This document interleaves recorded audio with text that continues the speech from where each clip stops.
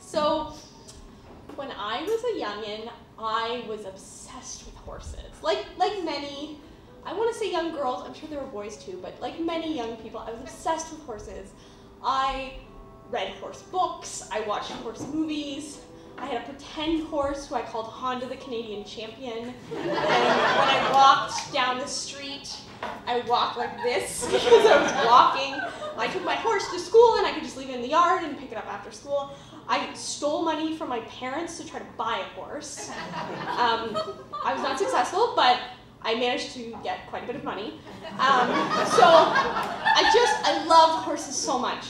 And the other thing that I love and continue to love is the internet. And there was this very brief period when I was just, I guess to use a metaphor from earlier, getting started on the information superhighway, when I got to my first pit stop. And it was this lovely little bubble, which was virtual horse farming.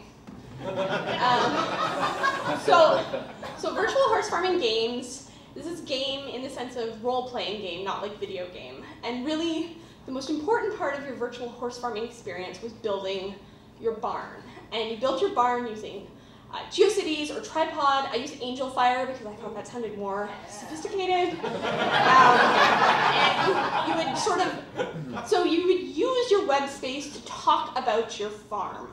And so there were usually like between 30 and 40 girls in these games.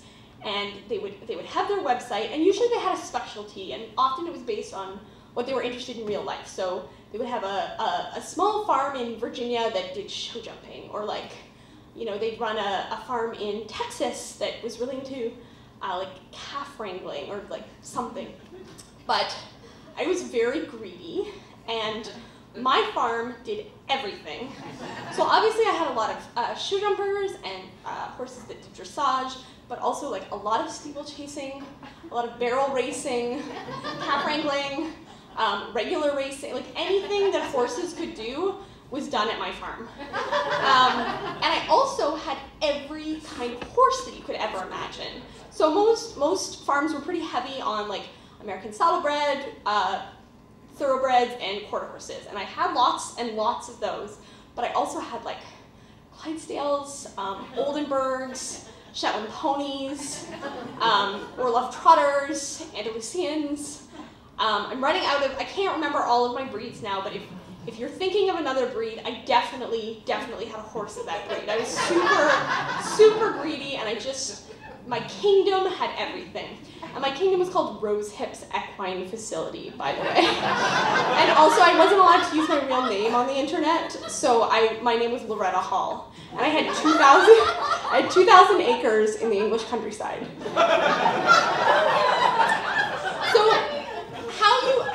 So okay, we all had these barns, and they were linked onto a central website.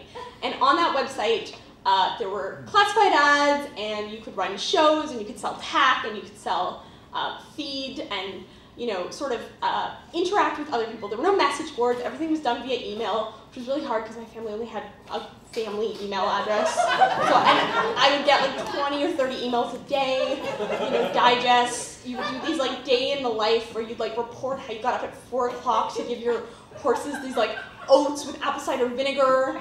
And because it was like the 5th day of the week, you'd also give them some bran to keep them regular. Like these were the emails that we were sending to each other all day.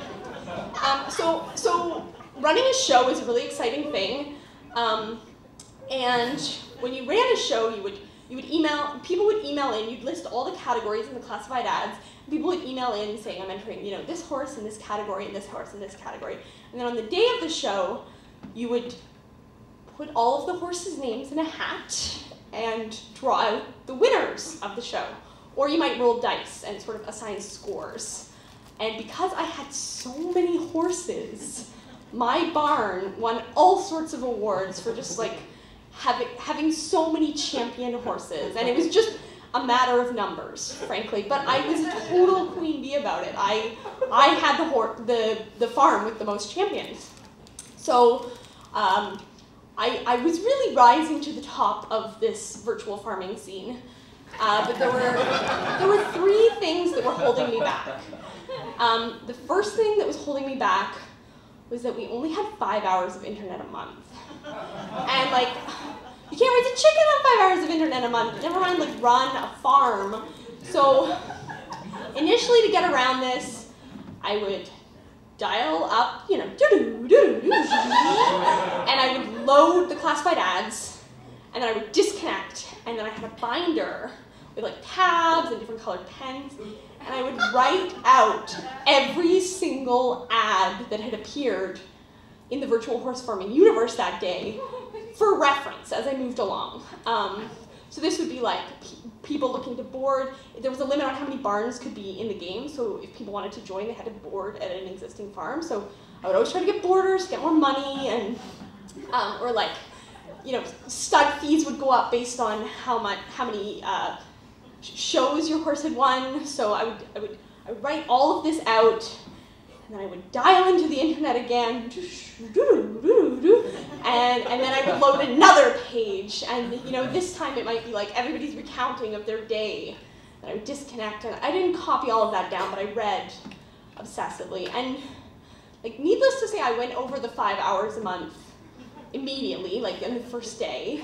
So then my mom purchased 30 hours of internet a month, which seemed like a lot, right? That's like an hour every day that you can be on the internet.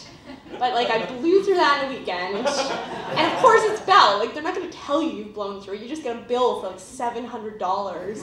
You've been on the internet for 197 hours this week. And so eventually my mom went up to 100 hours a week of internet, which was like, this was so much internet, I could do anything I wanted on the internet, and I never had to disconnect. But of course it didn't automatically disconnect, so if you forgot, you would just sit on the internet for many hours. And my mom never, ever let us go over 100 hours. There were people with unlimited internet at that point, but it was never us. She was like, this must be tamed. You have to do something other than talk about horses on the internet. But then I learned how to steal Wi-Fi. So that was the first thing. I had big dreams and no internet access. The second thing that really, I think, it didn't hinder me sort of elbowing my way in and doing really well, but it hindered sort of like my soul in the community, which was that I didn't really like horses. I thought I liked horses, I really liked the idea of horses, but I was so lucky. We moved to Southern California, and we were living in this area that was amazing for horseback riding, and I was horse obsessed, and my parents were like, you can take lessons.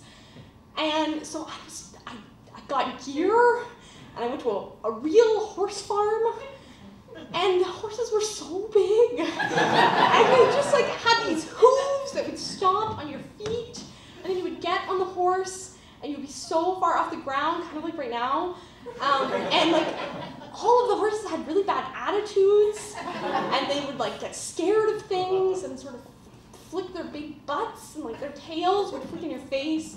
And I was like younger and smaller than everybody else at the farm.